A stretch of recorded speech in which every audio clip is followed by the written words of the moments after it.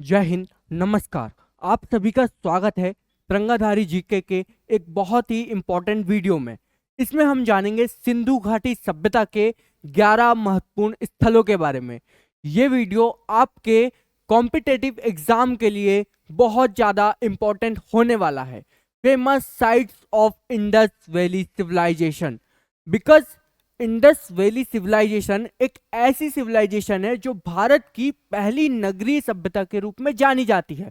सबसे ज्यादा इंपॉर्टेंट है क्यों? क्योंकि ये एक ऐसी सभ्यता थी, यहाँ पर ट्रिग्नोमेट्री पाई गई, खगोल शास्त्र पाया गया, नगर नियोजन सभ्यता पाई गई और प्राचीन समय पर ऐसी ऐसी चीजें मिली है जिस कारण से ये बहुत ज्यादा इंपॉर्टेंट हो जाती। यहाँ के लोगों का रहन सहन एक नगरीय रूप में था, व्यवस्थित शासन व्यवस्था थी। यहाँ पर मोहरें मिली है, यहाँ पर मूर्तियां मिली है और व्यापार का भी यहाँ पर जानकारी मिलती है। तो आइए बने रहें और हम जानते हैं कि वो 11 कौन से स्थल थे जो हड़प्पा सभ्यता के समय विकसित हुए। आइए चलते हैं पहले स्थल के बारे में जानने। तो सबसे पहला ही स्थल है हमारा हड़प्पा। हड़प्पा जो कि रावी नदी के तट पर। एक बात और इंपॉर्टेंट है कि जो सभ्यताएं हैं, चाहे वो विश्व की हो चाहे वो इंडिया की हो, वो नदियों के किनारे पनपी। क्यों? क्योंकि नदियां बहुत ज्यादा इंपॉर्टेंट होती है। नदियां पानी देती है तो वहां से खेती, सिंचाई और जीवन के लिए नदियां इंपॉर्टेंट होती है। तो आप कहीं भी देख लें तो नदियां, झरने, तालाब, इन सब के किनारे आपको सभ्यता या लोग मिलेंगे। किस नदी के किनारे हड़प्पा सभ्यता का विकास हुआ? रावी नदी के किनारे। इसकी खोज कब हुई है? 1921 में हुई है। उत्खनन करने वाले कौन थे? दयाराम साहनी और माधव स्वरूप वत्स। वर्तमान स्थिति कहां पर है? ये पश्चिम पंजाब का मांड गोमरी जिला जो कि पाकिस्तान में है। यहां पर हम देख सकते हैं, ये है हड़प्पा, यहां पर स्थल है। और ये जो टाइम पीरियड लिखा है 2600 ईसा पूर्व से 1900 ईसा पूर्व तक, ये हड़प्पा का परिपक्व काल कहा जाता है। मतलब कि ये इस दौरान हड़प्पा सभ्यता सबसे ज्यादा विकसित रूप में थी अपने। और हड़प्पा की विशेषता क्या है कि हड़प्पा सबसे पहला खोजा गया स्थल है। हड़प्पा सभ्यता सिंधु घाटी सभ्यता का। सिंधु नदी के किनारे सबसे ज्यादा स्थल पाए गए, इसलिए सिंधु घाटी सभ्यता इसे कहा गया। और पक्की ईंटें मिली है हड़प्पा से। ये सारे जो दिख रहे हैं आपको मैप में, ये सारे ही सिंधु घाटी सभ्यता के स्थल है। तो हड़प्पा सभ्यता हमारे लिए इतना कवर हुआ।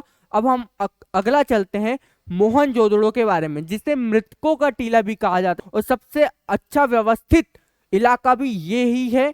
और यहाँ पर ऊपरी दुर्ग और निचले दुर्ग की भी जानकारी मिलती है। ऊपरी दुर्ग में शासक वर्ग रहा करता था, जहां पर से शासन किया जाता था, और निचले वर्ग में आम जनता लोग रहते थे। ऊपर अधिकारी लोग रहते थे और निचले शहर में आम नागरिक रहते थे। तो आइए जानते हैं मोहनजोदड़ो किस नदी के किनारे है? सिंधु नदी के किनारे है। इसकी खोज वर्ष कब हुई? 1922 में। और उत्खनन कर्ता कौन थे? राखल दास बनर्जी। वर्तमान स्थिति क्या है? सिंध प्रांत का लरकाना जिले में यह स्थित है, पाकिस्तान में। पाकिस्तान और भारत का बंटवारा 1947 में हुआ था, 15 अगस्त की मध्य रात्रि को। तो कुछ क्षेत्र पाकिस्तान में गए और कुछ क्षेत्र भारत में भी रहे। तो ये जो मोहनजोदड़ो, हड़प्पा, ये पाकिस्तान के हैं। विशेषता क्या है? यहाँ पर बहुत बड़ा स्नानागार है और नालियों की साफ सुथरी योजना मिलती है, जिससे हमें पता चलता है कि लोग साफ सफाई पसंद करते थे। स्नानागार कहें तो यहाँ पर विशाल स्नानागार है, जहां पर एक सामूहिक स्नान किया जाता था और वहां पर कपड़े चेंज करने के लिए भी अलग से रूम थे, मतलब एक तरीके से बनाए गए थे। और धार्मिक महत्व भी था और विशाल स्नानागार में मतलब कि धार्मिक पूजा पाठ भी की जाती थी। तो मोहनजोदड़ो यहां पर स्थित है, आप देख सकते हैं, मैंने यहाँ पर लोकेशन लगा रखा है। और ये जो ऊपरी दुर्ग आपको दिख रहा है, ये ऊपरी दुर्ग है और निचला शहर है। तो सेकंड हमारा जीके के रूप में ये पूरा हमारा कवर होता है। वैसे तो बहुत सारी जानकारी है, यदि सेपरेट किसी एक स्थल पर बनाने का वीडियो आया तो मैं बिल्कुल बनाऊंगा। आप कमेंट कीजिए, यदि सेपरेट एक वीडियो चाहिए एक स्थल के ऊपर तो आप कमेंट करके बताइए। जीके के लिए हमारे लिए इतना काफी है। अगला थर्ड हम देखते हैं चनहुदड़ो के बारे में। चनहुदड़ो जिसे शिल्प केंद्र कहा जाता था, यहाँ पर ज्यादातर श्रृंगार या शिल्प की काम होता था चनहुदड़ो में।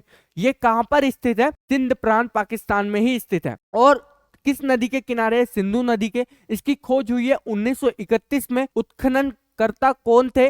नानी गोपाल मजूमदार थे। इसकी वर्तमान स्थिति मैंने बता दिया कि ये सिंध प्रांत में है। इसकी विशेषता क्या थी? मनके बनाना और शिल्प उत्पादन के लिए प्रसिद्ध था ये। इसे इसलिए ही शिल्प केंद्र कहा जाता था। ये आप देख सकते हैं इसकी लोकेशन, एंड यहाँ पर ये आप कुछ चित्र देख सकते हैं चनहुदड़ो के बारे में। अगला हम देखते हैं कालीबंगा। कालीबंगा में काली चूड़ियां मिली है और ये कहां पर स्थित है? राजस्थान का हनुमानगढ़ जिला में, भारत में स्थित है कालीबंगा। और किस नदी के किनारे है? घग्गर नदी के किनारे यह स्थित है। और इसकी खोज का वर्ष है 1952 में। किसके द्वारा? अमलानंद घोष के द्वारा इसे खोजा गया। और उत्खनन करता कौन थे और कब हुआ? 1961 से 1969 तक बीबी लाल और बी के थापर द्वारा उत्खनन किया गया। यहाँ पर उत्खनन करते हैं क्यों? शोध करने के लिए, वहां पर जानकारी पता करने के लिए वहां पर क्या होता है।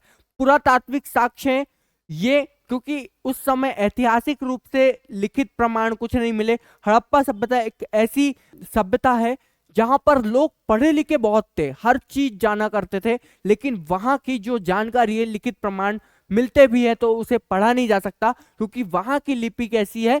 चित्रात्मक लिपि है, इसलिए वहां की लिपि पढ़ी नहीं जा सकी अभी तक। लेकिन वहां के लोग बहुत ज्यादा पढ़े लिखे थे, ऑर्गेनाइज तरीके से हर चीज चलती थी वहां पर व्यवस्थित रूप से, इसलिए उसे नगरीय सभ्यता कहा गया है। और इसकी विशेषता क्या है? यहाँ खेत जोतने के निशान मिलते हैं, जिससे खेती का प्रमाण भी हमें प्राप्त होता है। ये जो चूड़ियां आप देख रहे हैं, इसे कालीबंगा को चूड़ियों के लिए प्रसिद्ध है और ये यहाँ पर लोकेशन में स्थित है, आप देख सकते हैं कालीबंगा। अब हम अगला चलते हैं, पांचवा है कोटदीजी। कोटदीजी जो है सिंधु नदी के किनारे स्थित है और इसका खोज वर्ष क्या है? 1955 से 1957 में पाकिस्तान पुरातत्व विभाग द्वारा खोजा गया। इसका उत्खनन किसने किया? 1954 से 1955 में फजल अहमद खान ने किया गया। और वर्तमान स्थिति क्या है? सिंध प्रांत का खैरपुर में स्थित है ये। यहाँ पर आप देख सक रहे हैं कोटदीजी। एंड इसकी विशेषता क्या है? यह बहुत पुराना किला जैसा स्थल है, जिससे सुरक्षा और युद्ध की तैयारी का पता लगता है। किला यहाँ पर आप देख सक रहे हैं, इसमें फोटो में किला जैसा इसकी दीवारें हैं, बहुत सारे किला के जैसा इसे बनाया गया कोटदीजी। और इसकी खोज कब हुई है? 1955 से 1957 में। हालांकि ये स्थल बहुत पुराने हैं, पर इसके आधिकारिक रूप से खोजा गया स्थल है, क्योंकि खोजबीन चलते रहती है। जो इतिहासकार है उसे खोजते हैं, उत्खनन करते हैं, वहां पर बहुत सी जानकारी चलती है। आज भी लिपि को पढ़ने की कोशिश की जा रही है। अगला आते हैं हम रंगपुर के बारे में जानने। ये किस नदी के किनारे है? सुखभादर नदी के किनारे स्थित है। और खोज वर्ष क्या है इसका? 1957 से 1958 में। उत्खननकर्ता कौन है? रंगनाथ राव। और वर्तमान स्थिति क्या है? गुजरात का काठियावाड़ क्षेत्र पर स्थित है, यहाँ पर स्थित है। आगे देखते हैं विशेषता क्या है? कच्ची ईंटों के दुर्ग मिले हैं, या नालियां मिली है, मृदवान मिले, बाट पत्थर के फलक आदि यहाँ पर मिलते हैं। रंगपुर में भीषण अग्निकांड के भी प्रमाण मिलते हैं। तो हमने रंगपुर के बारे में भी जाना। इंपॉर्टेंट ये रखता है कि इसे किसने खोजा? तो रंगनाथ राव ने खोजा। रंगपुर से रंगनाथ राव आप याद कर सकते हैं। गुजरात से रंगनाथ याद कर सकते हैं। तो ये आप याद कर सकते हैं कि रंगपुर कहाँ है? गुजरात में है और रंगनाथ द्वारा खोजा गया है। अगला देखते हैं हम रोपड़, जिसे रूपनगर के नाम से आज जाना जाता है। और ये किस नदी के किनारे है? सतलज नदी के किनारे है। खोज का वर्ष इसका क्या है? 1953। और उत्खननकर्ता कौन है? यज्ञदत्त शर्मा। वर्तमान स्थिति क्या है? पंजाब का रोपड़ जिला में यह स्थित है। इसकी विशेषता है कि यह शहर एक अच्छी तरह से विकसित सिंधु घाटी सभ्यता का केंद्र था। यहाँ पर आप देख सक रहे हैं कि रोपड़ यहाँ पर स्थित है। अगला हम देखते हैं लोथल। लोथल भोगवा नदी के किनारे स्थित है और इसका खोज वर्ष है 1954 और भारतीय पुरातत्व सर्वेक्षण के द्वारा इसे खोजा गया। उत्खननकर्ता कौन थे? 1955 से 1960 में रंगनाथ राव द्वारा ही इसे खोजा गया। वर्तमान स्थिति क्या है इसकी? गुजरात के अहमदाबाद जिले में स्थित है। यहाँ पर आप देख पा रहे हैं ये। इसकी विशेषता क्या है? यह बंदरगाह मिला है। बंदरगाह वो होता है जहां से समुद्री व्यापार किया जाता है, समुद्री, क्योंकि समुद्र के किनारे यह स्थित है। यहाँ पर आप देख सकते हैं इस साइड जो पूरा अरब सागर का एरिया है, यहाँ से पूरा जो खाड़ी देश है उनके साथ व्यापार ट्रेड किया जाता था। हड़प्पा सभ्यता मेसोपोटामिया कालीन समकालीन सभ्यता है, वहां से ट्रेड किया जाता था, क्योंकि हमारे पास मुद्राएं मिली है जिन पर इससे प्रमाणिकता मिलती है। उस समय की सभ्यता है हमारे यहाँ, तो हमें गर्व करना चाहिए कि हमारी सभ्यता भी बहुत प्राचीन है। लोथल एक बंदरगाह है। यदि क्वेश्चन में आए कि ऐसा कौन सा हड़प्पा स्थल है जो बंदरगाह है, तो लोथल आप लिख के आ जाइएगा। अगला देखते हैं आलमगीरपुर। अब आलमगीरपुर किस नदी के किनारे स्थित है? हिंडन। ये भी एक हड़प्पा स्थल है, यहाँ पर आप देख पा रहे हैं ये आलमगीर स्थल है। आगे देखते हैं इसके उत्खनन करता कौन है? यज्ञदत्त शर्मा, और इसका खोज वर्ष है 1958 से 1959 में इसे खोजा गया। वर्तमान स्थिति है उत्तर प्रदेश का मेरठ जिला में स्थित है। ये आप देख पा रहे हैं यहाँ तक फैला है सिंधु घाटी सभ्यता का विशाल छत। ये किस लिए जाना जाता है? छत की टाइलें, बर्तन, कप, फूलदान, क्यूबिकल, पासा, मोटी टेराकोटा केक, गाड़ियां और एक कुबड़ वाले बैल और एक सांप की मूर्तियों के लिए प्रसिद्ध है।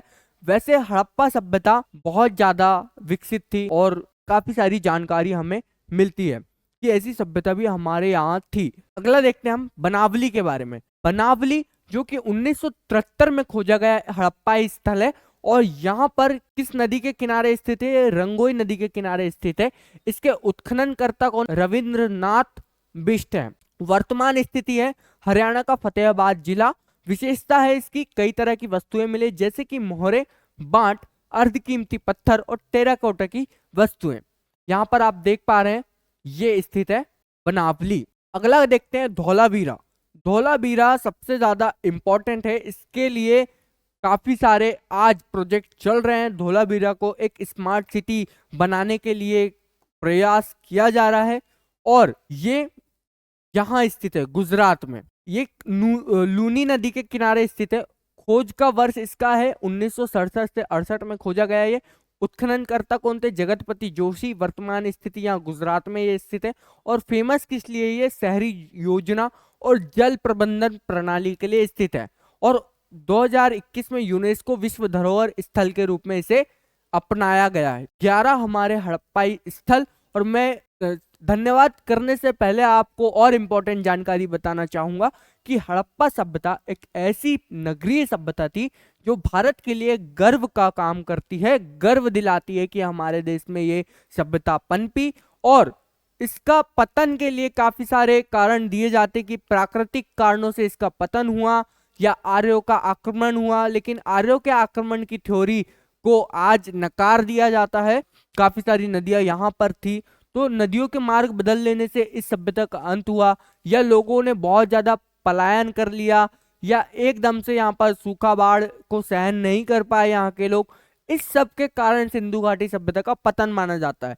हालांकि यहाँ से पुरातात्विक साक्ष्य हमें मिलते हैं जिनके बारे में हमें जानकारी मिलती है कि एक सभ्यता यहाँ पर थी और यहाँ पर से व्यापार किया जाता था, और ये नगरीय सभ्यता थी। काफी सारी डॉक्यूमेंट्री बनाई गई। एक मोहनजोदड़ो नाम की मूवी भी है, आप देख सकते हैं, ऋतिक रोशन की, वो भी उन्होंने बहुत अच्छे से बताया है।